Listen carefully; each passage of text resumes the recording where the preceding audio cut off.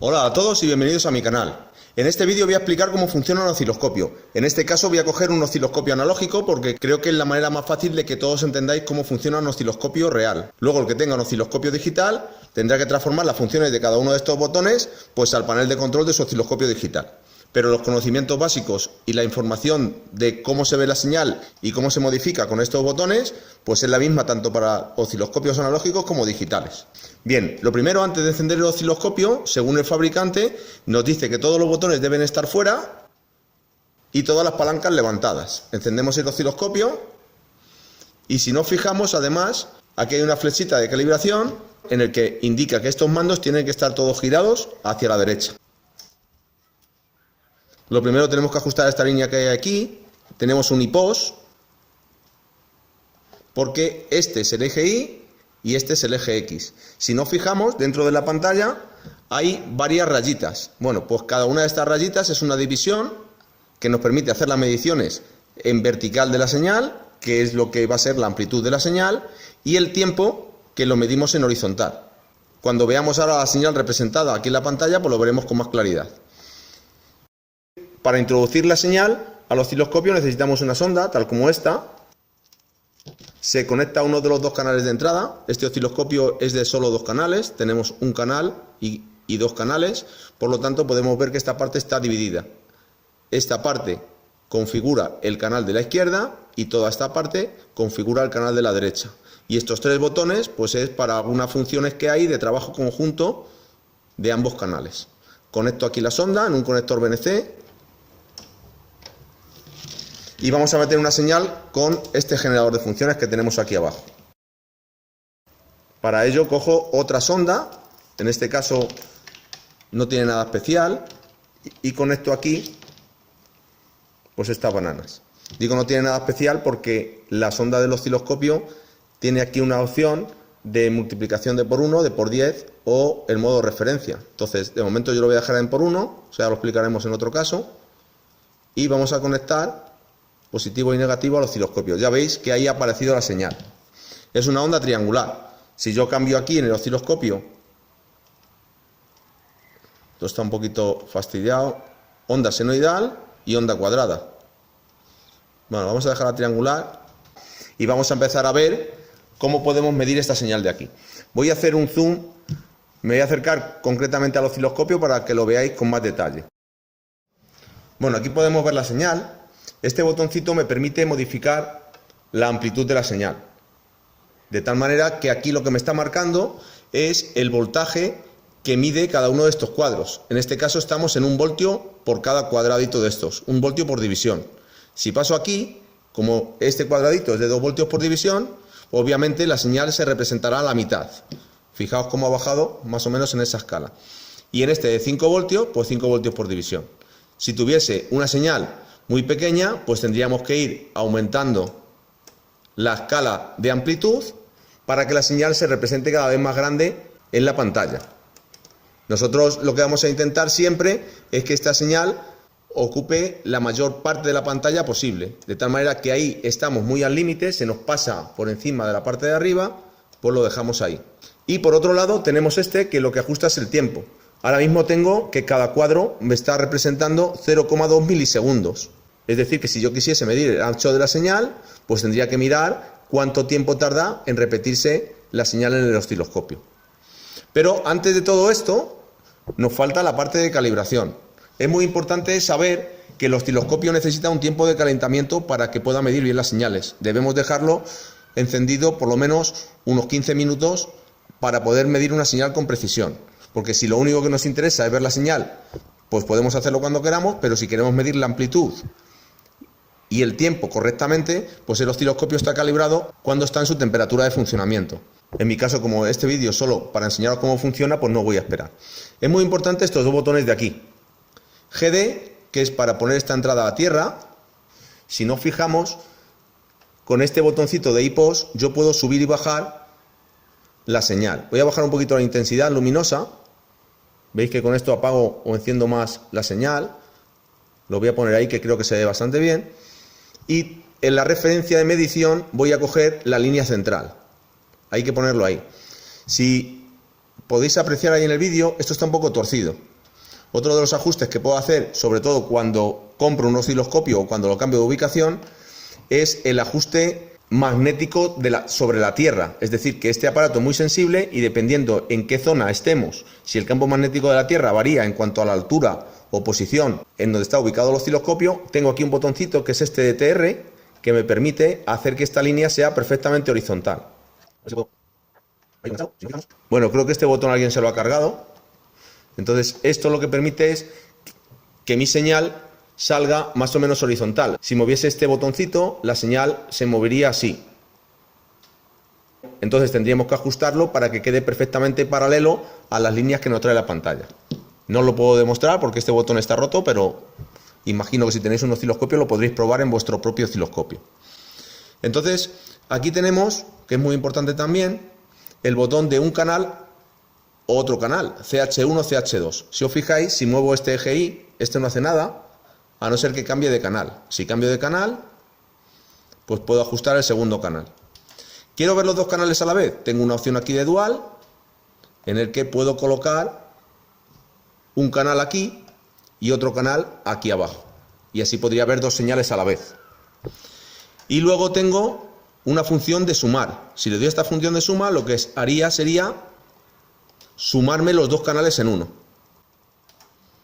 Bueno, lo dejamos en nuestro canal y una vez que tenemos ajustado el trazo luminoso, quito la opción de GD.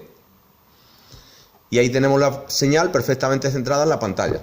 ¿Quiero medir la amplitud? Si nos fijamos y empezamos a contar cuadritos, tenemos 1, 2 cuadros, con lo cual si estamos en la escala de 1 voltio por división, pues sabemos que de aquí al centro tenemos 2 voltios. De pico a pico, como tenemos 4 cuadritos y tenemos 1 voltio por división, pues entonces serían 4 voltios de pico a pico. Es una cosa muy sencilla de medir. Es un poco más complicado quizá medir el periodo, medir el ancho de la señal. Pero tengo este botón XPOS, puedo hacer que la señal me coincida justo con el eje de ordenadas. Fijaos que aquí estamos representando el X y aquí la Y. Y aquí cuento 1, 2, casi 3 cuadros de ancho. Es decir, que mi señal tendría 1, 2,8 cuadros de ancho. Si multiplico 2,8 por 0,2, me daría un total de 0,56 milisegundos. ¿Cómo sabría la frecuencia que tiene esta señal? Pues haría la inversa del tiempo. Tendría que dividir 1 entre 0,56 milisegundos. Haciendo eso, me estaría dando 1785 hercios. Si nos fijamos en el generador de funciones, estamos en 1773 hercios. Pues más o menos vemos que el osciloscopio está midiendo con bastante precisión la frecuencia de la señal. Y así de sencillo es el manejo del osciloscopio. Obviamente, si meto una señal mucho más pequeñita, pues tengo que volver a ajustar aquí el mando para volver a ampliar la señal para que se vea lo suficientemente bien en la pantalla. También sucede una cosa, que si la señal es muy pequeña, el osciloscopio no es capaz de sincronizar la señal. Es decir, que aquí tengo que representar la señal con una amplitud mínima, porque si no el osciloscopio no es capaz de enganchar y parar la señal. En cuanto amplío un poquito, pues ahí lo tenéis. Si la señal es demasiado pequeña y este mando no me da más, tengo aquí un botón de ampliación de por 5 y me multiplica la señal por 5. Si pulsáis este botoncito, pues tenerlo en cuenta luego a la hora de echar las cuentas, porque si no, pues no os saldrá la amplitud que corresponde. Siempre puedo jugar con este botón y con este botón para mover la señal y ponerla en las coordenadas que a mí me interese, pero tenéis que tener claro que el cero de la señal, pues tenemos que saber siempre dónde está. Por eso a mí siempre me gusta ponerlo aquí en el centro. Hay una función muy importante también, que hasta ahora no he comentado, que este botón está hacia afuera y si os fijáis aquí en el botón pone AC, corriente alterna. En este caso solo nos está midiendo la parte alterna de la señal, no sé si tiene componente continua. Si pulso, fijaos que la señal baja, sobre todo si en mi fuente de alimentación meto un offset, mirad, le pongo una corriente continua y voy a hacer que la señal sea toda positiva. Si lo pongo en AC, no voy a ver esa componente continua. Y en esta posición mediría toda la señal, tanto la componente continua como la componente alterna. En este caso, hubiese medido una señal alterna que tiene picos positivos y picos negativos de más menos 2 voltios. En este caso ahora como está en 0,1 pues sería más menos 0,2 voltios. Y si hago esto, pues mi señal tiene desde 0 hasta más 0,4 voltios. Pero es una señal que siempre sería positiva. Eso cuando utilizamos un puente de diodos en un transformador, pues lo vais a ver muy claramente que la señal que entra es una señal analógica alterna con ciclos positivos y negativos, y cuando sale del puente de diodos, pues esa señal sale ya solo con parte positiva. Voy a ver si eso os lo puedo enseñar en este vídeo. En este caso vamos a poner aquí señal alterna, ahí, le quito la componente continua, y ahora lo que vamos a hacer es poner una señal, por ejemplo, de más menos 10 voltios. Para eso me vengo aquí al osciloscopio, pongo 5 voltios por división, y lo que voy a jugar es con la amplitud del generador de funciones para amplificar esa señal. Tenía el atonador puesto para que tenga más menos 5 voltios. Ahí. Si lo pongo en la escala de 2, pues tengo que tener 2 cuadritos y medio hacia arriba y 2 cuadritos y medio hacia abajo. Bueno, pues esa vamos a suponer que es la señal que generase un transformador.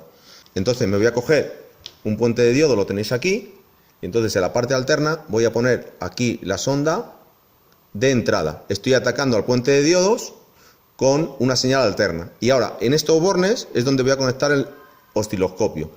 En esta la parte negativa y la parte positiva aquí, que lo voy a enganchar doblando la patilla. Ya veis ahí cómo la señal se está doblando. Tengo que poner aquí una carga. Quizá este puente de diodos está mal. Esa es la tensión de entrada alterna, y la tensión de salida pues no tiene los dos semiciclos. Puede que este puente de diodos esté estropeado. Voy a buscar otro. De todas maneras le voy a poner aquí una carga, una pequeña resistencia para que los diodos trabajen, porque es que estos ni siquiera llegan a estar polarizados, porque el osciloscopio tiene una impedancia de entrada que lo pone aquí de 1 megaohmio. Quizás es demasiado alta. Voy a poner aquí la resistencia a modo de carga a la salida del puente de diodos, y vamos a conectar aquí la propia sonda. Veis que la señal del osciloscopio sigue sin representar esa parte positiva. Creo que este puente de diodos está mal. Voy a poner otro. Ponemos la resistencia. Ahí tengo la resistencia a la salida, el generador de funciones y el osciloscopio. Veis que sigue sin salir. ¿Por qué pasa esto? Bueno, pues esto es una pregunta para quizá expertos, ¿vale? Pero aquí yo he cometido un error. No sé si alguien lo puede descifrar o me puede decir por qué. Y es muy sencillo. El chasis metálico del osciloscopio y del generador de funciones están conectados a la toma de tierra del edificio. Por lo tanto, esto es toma de tierra y esto es toma de tierra. Entonces, lo que estoy haciendo aquí entre estos dos puntos es un cortocircuito. Por eso esta unión, esta parte del puente de diodo la estoy cortocircuitando y por lo tanto no está rectificando la señal correctamente. Entonces tengo que buscar para el osciloscopio una transformación de aislamiento, que es una de las opciones que hay que utilizar muchas veces cuando hacemos este tipo de medidas, para que la referencia de tierra del osciloscopio y del generador de funciones sea distinta. Voy a por él, os lo enseño, lo conectamos y vemos cómo ya la señal que se va a salir a la salida del puente de diodos pues va a ser la correcta. Bueno, mirad, este es el transformador de aislamiento, tiene una entrada y una salida que son independientes, es decir, que no hay conectividad eléctrica entre esta parte y esta parte. ¿Cómo se hace? Pues con dos transformadores exactamente iguales, conectados en inversos. Si alguien quiere ver cómo se hace un transformador de aislamiento, os voy a dejar aquí una tarjetita que os explico en un vídeo también cómo se hace también un transformador de aislamiento. En este caso simplemente lo voy a conectar a la red eléctrica y esto al osciloscopio, para que el osciloscopio esté aislado completamente de la red eléctrica y esté separado del generador de funciones. Bueno, aquí tengo conectado ya el transformador, enciendo el osciloscopio, enciende perfectamente, y sí hay que deciros que esto, si no tiene la suficiente potencia para alimentar el osciloscopio, puede que deforme algo la señal. Bueno, de hecho, fijaos, he tenido que aumentar la intensidad para ver el trazo. Si variamos el tiempo de la señal, fijaos la cantidad de porquería que introduce nuestro transformador de aislamiento al osciloscopio. Creo que en muchos casos esto es inaceptable. Es mejor utilizar un transformador externo para alimentar nuestro puente de diodos y hacer las medidas de manera correcta. Pero bueno, para que veáis simplemente que el efecto del transformador de aislamiento funciona, pues os voy a enseñar cómo se vería ahora la señal con nuestro osciloscopio. Tenemos aquí la señal de entrada, que veis que ahora tiene mucho ruido, de nuestro generador de funciones, ahí lo veis, y en el momento que hago esto, bueno, pues la tierra sigue conectada con lo cual nos sigue haciendo el cortocircuito. Voy a optar mejor por la parte de utilizar un transformador para alimentar al puente de diodos. Bueno, ahora sí, ya me he montado aquí mi transformador, directamente conectado a 220, ya tiene tensión. La salida del transformador, que es de más o menos 7,5 voltios, es decir, que estoy metiendo aquí 15 voltios entre estos dos bornes. Esto ya es tensión alterna pero muy bajita y sin conexión a 220, se puede tocar perfectamente. Y la salida rectificada. Vamos a ver ambas señales con el osciloscopio. Ahora no hay referencia a tierra ni a nada porque los dos bobinados del transformador hacen el propio aislamiento y vamos a ver estas señales en el osciloscopio. Entonces voy a conectar la sonda del osciloscopio primeramente a la entrada y vamos a ver esta señal y luego lo conectaré a la salida. Voy a conectar la entrada, ahí la tenéis, es una señal muy alta y veis que en por 5 no me llega el osciloscopio. Ahí tendríamos la señal. Se nos pasa de altura. Estamos metiendo aproximadamente unos 15 voltios. Si nos fijamos en esta posición, supera los 4 cuadros. ¿Por qué es eso? Porque los 15 voltios multiplicado por raíz de 2 nos daría el pico de la señal, me da unos 26 voltios aproximadamente. Por lo tanto, 5 por 4, 20 y nos faltarían 6 voltios por representar. Entonces no coge la pantalla del osciloscopio. Solución, poner la sonda en por 10, me atenúa la señal. Entonces, aquí tendríamos una tensión que llega a 2 cuadros, por 1 serían 2 voltios de pico, pero como tengo la sonda en por 10, pues serían unos 20 voltios pico, lo cual significa que este osciloscopio tiene muchos años y no está muy bien calibrado. Como la señal es de baja frecuencia, pues el móvil no la está sincronizando muy bien. Por eso veis la señal como la veis. En el osciloscopio yo la veo perfectamente, con toda su forma, pero parpadeante. Voy a ver la salida al puente de diodos. Tendríamos esto. Es una cosa rara, pero obviamente he puesto la sonda al revés, la polaridad.